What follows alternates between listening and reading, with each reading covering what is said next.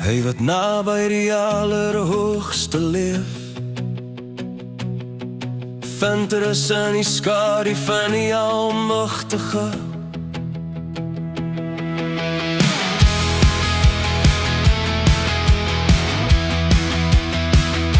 Ek sê van die Here, my toevlug, my vesting, my God, op wie ek my hoop bou.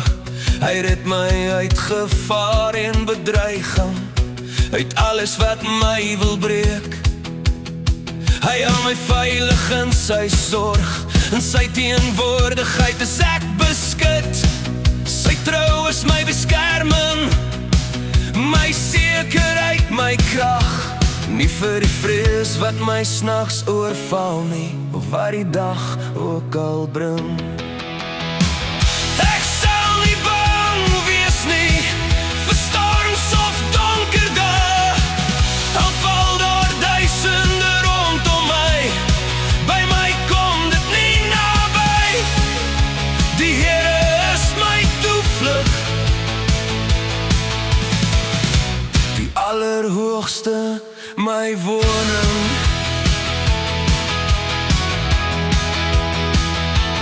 Nie vir wat stil en ongesiens kom nie, of wat my skielik wil oorweldig. Met my eie oë sal ek sien hoe onreg nie die laaste woord het nie. Want U is my toevlug, die Allerhoogste my skuilplek. Geen kwaad sal my oorheers nie, geen gevaar my oorval nie.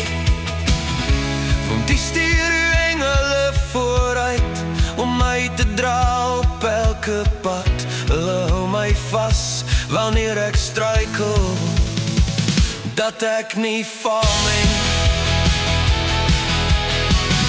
Ek sal nie bang wees nie, vir storms of donker dae.